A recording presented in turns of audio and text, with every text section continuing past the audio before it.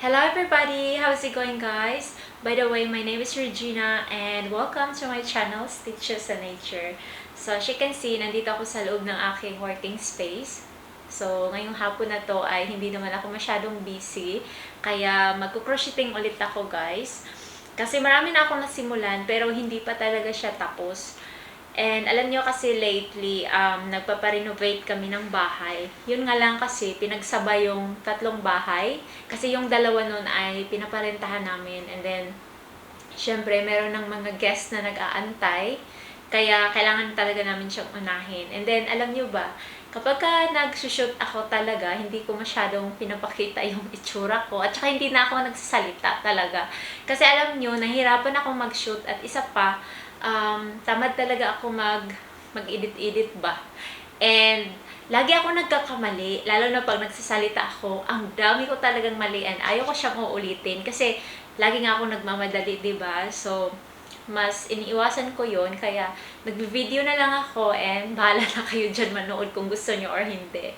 But anyway, today marami akong nagagawang project na hindi ko pa talaga siya, yun nga sabi ko, hindi ko siya matapos-tapos. Pero alam niyo ba guys, ang kwento ko lang sa inyo, marami kasing nagtanong sa akin kung paano ko ba daw natutunan yung pagkukrochet at bakit napili kong mag-crochet.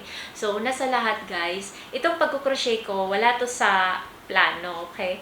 So, last July kasi of 2025, 2025, wala dito yung partner ko kasi pumunta siya ng Europe. Hindi kasi ako sumama ng dahil nga yung aso namin walang kasama and isang buwan kasi hindi namin siya pwedeng iwanan. So ngayon, nandun ako dun sa kabilang bahay kasi nag-work ako dahil nga meron din kaming paparating na guest noon. So ako lang isa, naglilinis, lahat-lahat talaga. Parang ayaw ko nang matulog. Pero yun pala guys, hindi ko na siya na parang hindi ko na malaya na-depress ako. Sobrang stress ko. Ewan ko kung bakit. Na nililibang ko naman yung sarili ko. So, nung time na yun, naisipan kong gumawa ng ibang bagay na talagang challenging ba. So, doon sa YouTube, bigla kong napindot yung crocheting. Tapos, may nakita ko doon video na nagko-crocheting.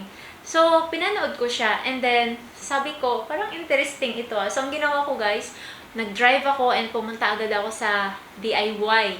So, bumili ako doon ng mga yarn. Yung, yung tag 20 pesos siguro yun sa Pilipinas or 30 pesos. Tapos, yung hook niya, guys, ay plastic. Yung ganito niya, plastic lang. Kasi pang kids lang. Kasi yung mga nakaset ba.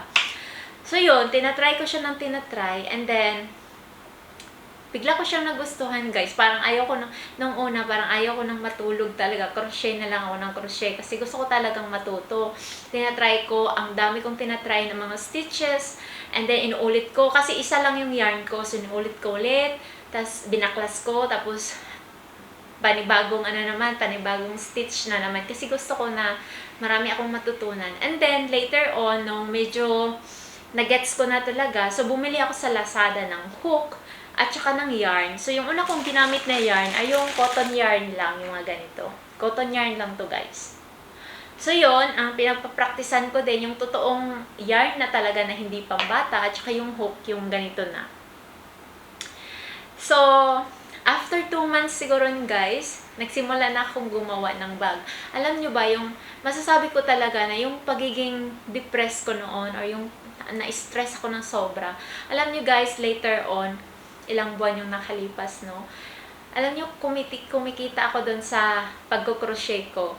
Hindi ko na-expect na makabenta ko ng bag, na may bibili ng bag. Alam ko naman na dito sa Thailand, hindi ako makaka-market ng aking bag kasi ang daming proseso and mahirap siya. Although, handmade yun, so, pwede pa rin ako magbenta kasi gawa ko yun eh. Kaso nga lang guys, dahil sa dami kong ginagawa, dahil may online ako, nag-garden ako, naglilinis ako ng bahay, nagluluto ako. Dami kong ginagawa. Kahit meron kaming staff dito sa bahay, marami talaga akong ginagawa araw-araw, guys. So, today, pakita ko sa inyo yung mga nabuo ko na. Actually, before, ang dami ko nang nabuo na bag. Meron akong in-upload ng mga bag na nabuo ko before. And then, yung iba doon ay nabenta ko sa awa ng Diyos. Sobrang saya ko, guys. Kung depressed kayo, stress kayo sa buhay nyo, huwag kayong magpakamatay utang na loob. Maghanap kayo ng paraan kung paano kayo malibang, kumita ng pera. Yung pagiging depressed nyo, i-ano nyo siya, baguhin nyo yung mindset nyo, parang gawin nyo siyang paraan para makapag-invento kayo ng ibang mga bagay na gusto nyo talaga. So, yung pagkukrochet ko, guys, yun yung paraan talaga na kumita ako ng pera kahit papano before, kasi hindi pa ako nagluluto before, no? So, kumita ako ng pera noon. So, nakapagbenta ako ng more or less 15 na bags. And alam niyo ba kung magkano kinita ko noon, guys? Kung sa peso, kumita ako ng kabuuang total na 21,500 plus. So, yun. Kasi, alam nyo, guys, kung bibenta ka man lang ng bag, hindi mo siya pwedeng ibenta ng 300 pesos lang, 400 pesos. Kasi, per hour yun, guys. And, alam nyo kasi, mahirap pag magkamay-kamay, sobrang hirap. Kaya, pag nagkukrochet kayo, guys, tandaan nyo kung ilang oras kayo nagkukrochet, at saka ilang yarn yung ganito, yung nagagamit nyo. So, anyway, punta na tayo dito sa aking mga ginagawa. So, first, guys, gumawa ako ng donut bag. So, ito ay, grabe, ang ganda ng color niya, guys. Ayan, oh. Sobrang puti ba? Ano ba yan, eh? Against the light naman siguro siya. Pero napakaganda ng color niya, guys. Super ganda. And, ganyan yung stitches niya. Ayan, yung stitches niya, guys. Ayan, nakikita niyo na ba? Ayan na siya. And then, sa ilalim. Ayan, ganyan na yung ilalim niya. Tapos, yung stitches niya. And, ito ay, yun nga, sabi ko, donut bag. Unfortunately, naubos yung color ko na ganito. Sobrang ganda ng color na to, guys. Ayan, palapit ko na lang. Kasi ayaw kong i-adjust yung camera, guys. Kasi hirapan ako ulit na mag-adjust sa angle ko. So, yan siya. Super ganda na color. Kaso naubusan ako ng yarn. Gusto ko siyang tapusin today. And, kung mapapansin nyo yung mga taga-ibang bansa, no? Ang hilig nila sa mga crochet na bag. Tapos, meron yung mga gumagawa ng donut na bag. Kaya, dahil ako ay gaya-gaya talaga, guys. So, ginaya talaga siya. So, ngayon, naisip ko, baka haluin ko na lang yung white. At saka itong mint blue ba ito, guys? So, yan, mint blue. Pag haluin ko na lang siguro siya. Pasensya na kayo sa aking video, guys, kasi hindi pa tayo masyadong marunong sa mga ganyang perfect talaga na video. So, gusto ko, ito yung pagsamahin ko na lang. Kasi kung mag-aantay pa ako, bibili pa ako, tapos mag-aantay pa ako ng 1 week, matagal siya. And then, ito naman, pangit. Hindi naman sila bagay. Ayan. Ilapit ko talaga para makita niyo yung totoong color. Ayan. Kung ito sana, parang tsaka naman siya tignan, guys. Hindi na sila compatible. Kung ito naman, maganda pa naman sana to. Oh. Pero hindi rin bagay. So, meron ako ditong pink. Baby pink. Ayan. So, turo na lang tayo, guys. Kasi ayaw ko talaga i-adjust yung camera ko. So, siguro, guys, ito na lang ang gagawin ko. Mint blue and vanilla white. Cream white ba ito? Or vanilla white? Basta white siya, guys. So, parang ganyan na lang yung gagawin ko. Kasi, parang ayoko na siyang antayin na darating yung panibagong order ko, guys. Kasi ito lang naman ay sample lang siya na donut. Kasi first time ko ito na gagawin. Buuin yung donut. So, just in case na hindi maganda yung outcome niya, so ang gagawin ko, ipa-frog ko na lang siya, guys. So, yun. So, ito na yung ginawa ko na donut bag. So, guys, next bag na nabuo ko naman ay itong napakagandang shell stitch. Ganyan yung itsura niya. Ayan. Lapit ko na lang. Para mas makikita nyo. So, kung ano yung nakita nyo sa screen, yan talaga yung totoong color niya, guys. Yan. 100% cotton siya. And yung dito sa puwet niya, guys, no? Ayan. Solid yan, guys. Kasi double yung pagka-stitch ko dyan. And then, alam nyo ito, sobrang sikat nito sa Europe, sa UK, or kahit sa ang panig man ng mundo. Ito ay ginagamit nila kadalasan sa merkado, sa market. So anyway, ito nga ay 100% cotton. So pwede niyo siyang labhan. So hindi ito soft ha. Meron kasing soft na cotton. Meron ding yung hindi masyadong malambot. So ito yon. And ganda siya. Sobrang ganda ng texture niya, guys. Ayan, nag-focus ang camera ko. Ang galing! Ayan, yun. So, ito ay madalas ginagamit nila kapag nagpunta sila sa merkado or sa palengke. Kasi malaki yung mga bag na ginagamit. Kumbaga basket, yung mga vegetable basket. And, pwedeng bitbitin nyo na lang, hand carry or shoulder bag niyo siya. So, ganito yung itsura. Pero yung sa akin kasi, guys, sayang ipunta mo sa merkado or sa market na ganito yung itsura niya. Sobrang ganda niya. And, yung stitches din niya, super nice din siya, guys. So, unfortunately, naubos na naman yung yarn ko. So, kailangan ng, kailangan ko siya ng isang ganito, isang buo na yarn para makagawa ako dito ng handle niya. Kasi pangit ito i-sling, guys. Kasi, kasi siya, na-fold na yuyupi yan. Kaya pangit siya i-sling bag. So, kailangan talaga yung mga shoulder bag, yung mga hand carry. So, ito ay pang beach na bag. So, malaki kasi ang mailagay nyo sa loob, guys. Mga cellphone, wallet, mga libro, o mga anik-anik na yan. Ito ay washable din, no? So, kapag naglalaba kayo ng mga crochet na bag, so wag niyong isampay na nakaganito, nakahang. So dapat flat talaga palagi yan, guys. Una, labahan niyo siya yung ganito lang na laba, wag yung kusot-kusot ganyan.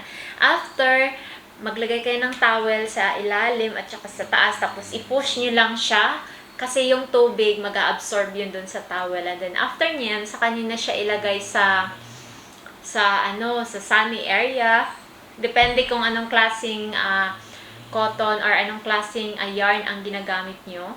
So, lagay nyo lang siya dun sa shady area. Kailangan flat, nakalay flat siya ganito. Para hindi siya made-deform. So, yun yung nakukuha kong kaalaman kasi lagi akong nanonood ng mga nagko-crocheting talaga. So, ito ay maganda din sa pagpupunta ka sa school, lalo na sa mga bata ngayon, no? Yung mga kikay na talaga, guys. So, ito maganda siya. So, naisip ko lagyan ko siya ng linings sa loob. And ngayon kasi meron na akong matino na sewing machine. So, siguro gagawa ako ng linings dito. So, yun. Kailangan ko siyang tapusin. Kulang lang dito ay handle and linings. Yun lang. Tapos, baka lagyan ko siya ng zipper din. Meron ako mga zipper. Next naman, guys, meron ako ditong binuo na, ang tawag dito, granny stitch square na crochet pattern. So, ganito siya. Ayan, super ganda niya. Ito ay soft cotton. Sobrang lambot niya, guys. And ito ay, pwede mo rin siyang labhan. So, yung stitch niya, ganyan, ang itsura niya, sobrang ganda. Tawag dito, ito ay triangle bag. So, pag ganito siya, ito ay sa puwet. Tapos sa gilid, meron dito. At saka sa kabila, meron dito. So, kailangan ko po siya ng dalawa. Hindi ko lang kung nag-gets niyo ba yung gusto kong gawin na bag. Para ito yon ang color niya ay mint green. And vanilla white. Ayan. Basta ilapit ko siya, guys, yan talaga ang totoo niyang color. Pero pag dito ko siya ilagay, I'm not sure kung talagang totoo yung color niya or siguro medyo bright masyado. So ngayon kasi binuksan ko yung ilaw kasi minsan nagda-dark yung likod ko. Pero sa ngayon, ito talaga yung color sa likod ko. Pero minsan nagda-dark siya. So anyway, kailangan ko pa ng dalawa dito na ganitong size din para matapos ko siya. Next naman guys, meron ako ditong binuo na vintage granny stitch. So ito ay granny stitch din siya. So ito naman ay nabuo ko na. Hindi ko pa nabuo na bag. Pero natapos ko na yung stitching niya. Kailangan ko na lang silang pagdugtungin. So ito naman ay vintage granny stitch din siya guys. Pero yung color niya, ang ganda. So, alam nyo, mahilig akong maglaro ng mga color guys. Kasi mahilig ako sa mga colorful na bagay. So ito naman ay so ito ay mint green. Ayan, mint green ba? Mint green yan. And ito naman ay, guys, alam nyo ba, hindi ko masyadong, yung color na to. Pastel na siya. Pastel green. Parang ganun. Yan. Super ganda niya. Yan, magkaiba sila. So, ito ay masyadong bright. Ito ay pastel talaga siya. And then, meron ako ditong, anong color dito? Lavender color. Ayan, sa gitna. And ito naman. So, super nice niya guys. Ayan oh. And ito ay nabuo ko na. Ito sila. 2 and 3. So, ito ay gagawin ko rin siyang triangle na bag. So, ito ay vintage granny stitch bag. So, bigyan kita ng ideas kung paano ko to i-position ha. Maganda talaga siya guys. So, ganyan. Ito yon. So, 100% ay, ito ay cotton. Lalabahan din siya. And then, lagay mo siya dito. Ayan, di ba? Ayan na. So, ito na siya. Ituwad na lang natin. Ay. Tapos, sa kabila naman dito, ang isa. Ayan. Ganyan siya. Ganito talaga yung itsura niya, guys, ha? Ayan. And ito, guys, ha, sabihin ko sa inyo talaga, makinig kayo. Itong design na to, AI ang nagbigay nito sa akin, guys. AI talaga, ha? Hindi ako yung nagbuot-buot sa design nito, guys, ha? AI. So, nag-ano lang ako ng color palette. So, ito yung color palette ko. Ayan, yung color palette ko. So, pinicturean ko siya and sinend ko siya dun sa AI app yung ginamit ko. Tapos, in-explain ko lang dun na gusto ko ng granny stitch na pattern and ganito yung mga color niya and ano yung klase na bag, yung design niya. So, yung AI, guys, nag-send sa akin na ganitong bag. So, ay, na ano si Lola mo, day, na ang tawag dito, parang nata-challenge ba? So, dahil nga, ito yung sinabi ni AI, na ito yung gawin ko na bag. So, ito na, nabuo ko na siya, guys. So, ipakita ko sa inyo yung picture ni AI, kapag nandito kasi sa phone ko. I'm not sure kung makikita niyo din siya, guys. So, wait lang ha, kasi gusto ko talagang i-share sa inyo yung mga ganitong bagay. And alam ko guys na ako before na nag-aano talaga ako yung, kumbaga, nagdadalawang isip ako guys. Alam ko, bawat isa sa atin may mga talent talaga guys. Kailangan lang talaga natin ng tiwala sa sarili. At saka, katulad ko, noon hindi ako marunong magluto talaga. Kasi hindi ako marunong magluto. Tapos nung pandemic guys, sabi ko, anong gagawin ko eh? Wala, sarado yung mga restaurant. So, nagtitingin ako sa mga Pinterest guys.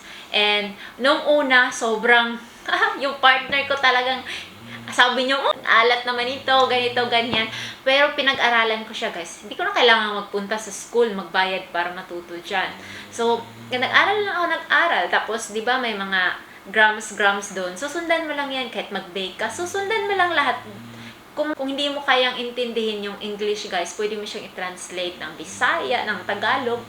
Sundan mo lang lahat and yun, at the end of the day, matutunan mo rin ang mga yan. Sorry guys. Naka-brace ako yung parang Invisalign. So, medyo mahirap magsalita, ba?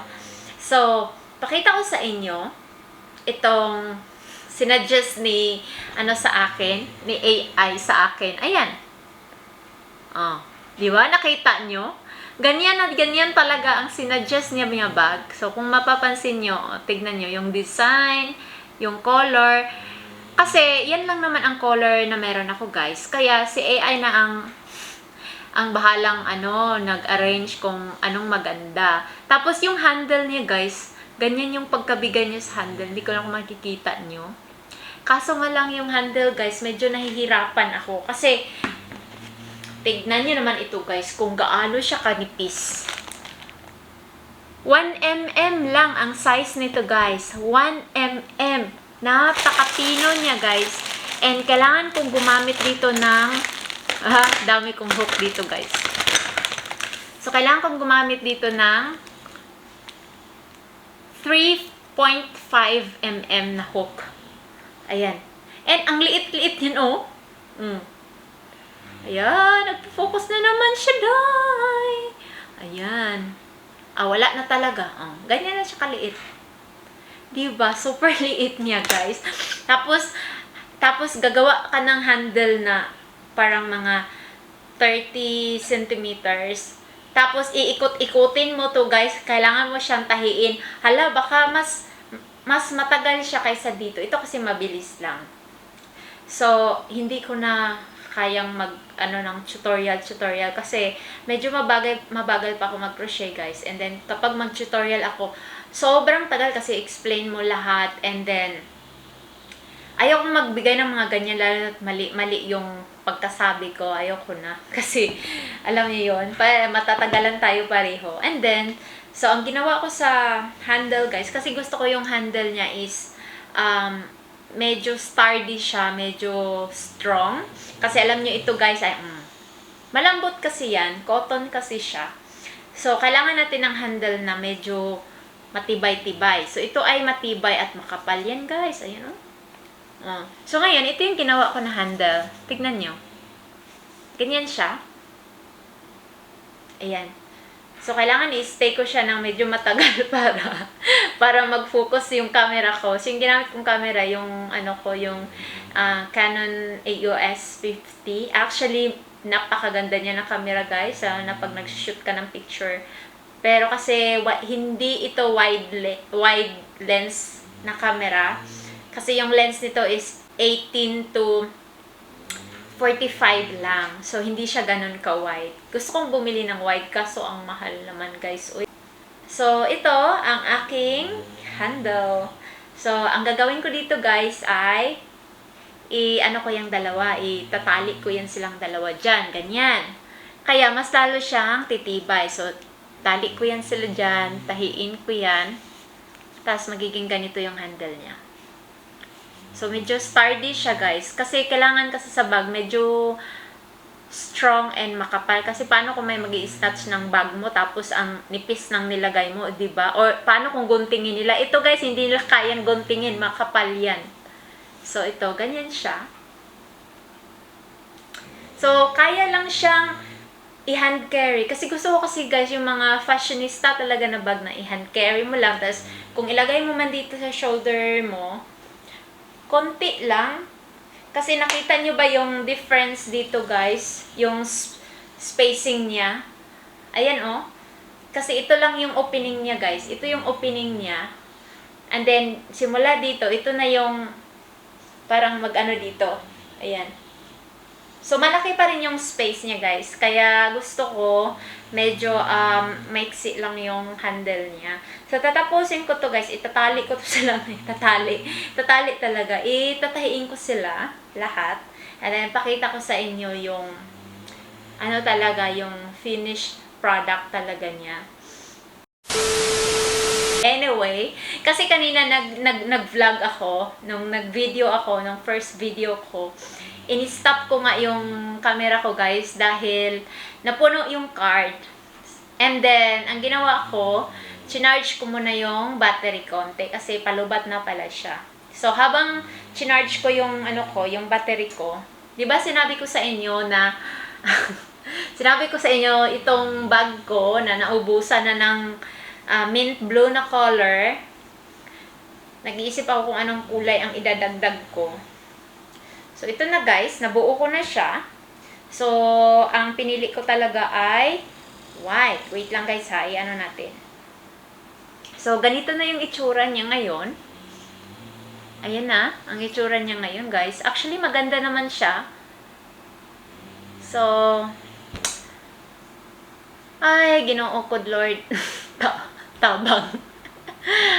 So, ganyan siya. Actually, maganda yung white guys. And, pansinin nyo dito. Hindi siya pantay ha. Nakita nyo ba yan? Hindi siya pantay. Ayan.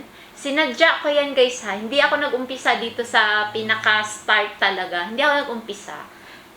Sinadya ko talaga yan kasi gusto ko yung may design siya ba na nag-start yung white dito sa gitna rin pataas. Tapos, next na color nito, baka ito na lang. Kasi medyo magkalapit lang sila ng konti. Ito na lang. Or baka ito na ang gawin kong handle niya guys. Yung round na ba? Yung pang donut na talaga. So, baka ito na yung gagawin ko. But for now, dito muna ako sa aking cream white. Kasi hindi talaga siya totally white. So, dito muna ako mag-umpisa. Ayan. Actually, madali lang to guys. Kaya ko siyang i-crochet ng mga 3 hours siguro guys. Kung tuloy-tuloy talaga. Mabilis lang kasi single crochet lang naman to. Kapag ka double crochet, triple crochet, mga ganyan, yung mga dami ka pa mga increase, medyo dun ako nahihirapan.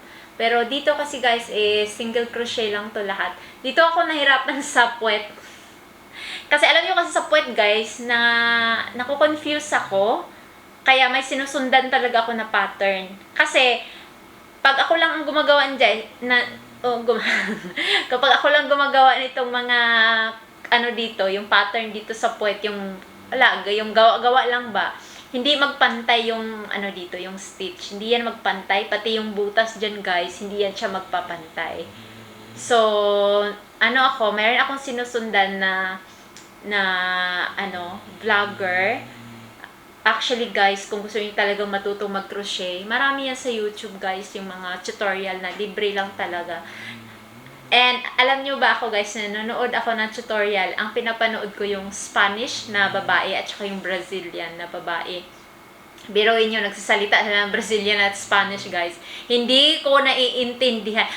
At least sa Spanish may naiintindihan ako, pero sa Brazilian wala. Pero guys, di ko na yun iniisip yung salita nila. Sinusundan ko yung kamay nila guys. Kasi pag nag-tutorial sila guys, utang na loob, ang hirap magsalita. Pag nag-tutorial sila guys, mabagal sila. Kaya masundan mo talaga yung galaw ng stitch, ng hook nila, ng kamay nila, paano nila ini-insert yung hook. So, masusundan nyo. Kaya hindi talaga siya mahirap guys. Sa umpisa lang yan yung siguro mga 1 month, few weeks. Pero after that guys, kayang-kaya nyo na gumawa ng sweater nyo, ng blankets, ng yung mga yung mga cushions. Kayang-kaya nyo nang gumawa lahat basta alam nyo na paano pasikot-sikot sa pag-crochet. So, for now guys, dito ko muna i-end ang aking video dahil pupunta ako sa aming garden guys. Kasi aming garden parang tirhan na siya ng mga ahas. Sobrang taas na ng mga damo kasi hindi nga namin siya naalagaan ng 2 months. Dahil busy kami sa aming renovations. So ngayon, medyo wala ng init sa aming garden. So pupunta ako doon at maggugupit lang ako ng mga halaman.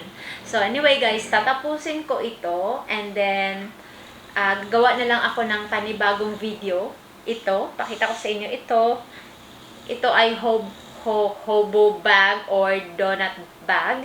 And then, ito namang granny stitch.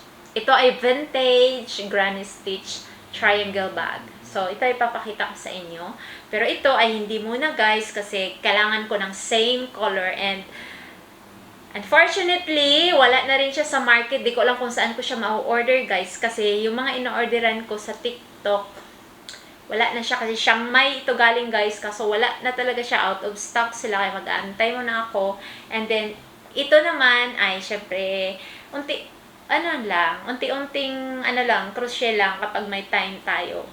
And then ayun, tatry natin siya i-market kung mabebenta or hindi. Pero kung hindi naman mabenta guys, okay lang. Walang problema sa akin. Kasi ito ay trial ko lang to. Kung makikita nyo naman, di ba? Iba-ibang color. So, try ko lang to guys. And pasensyahan nyo na yung pagsasalita ko. Sobrang, kahit ako nahirapan ako guys. And hinihingal ako kasi medyo mahirap talaga siya. But anyway, thank you guys for watching. And kung nagustuhan nyo man yung video ko, so, huwag nyo kalimutan na mag-like, mag-iwan ng comment, suggestion, or baka meron kayong gusto na ipapagawa, itatry natin. Gawin ko yung best ko na magagawa ko yung mga gusto nyong mga pattern.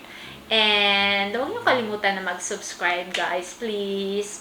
Kasi alam niyo ba yung subscribers ko, nasa mga 30 lang siguro guys, 28 or 30, pero bago lang kasi nag-start, and then hindi rin ako masyadong nag-upload pa kasi nga dahil medyo busy pa tayo.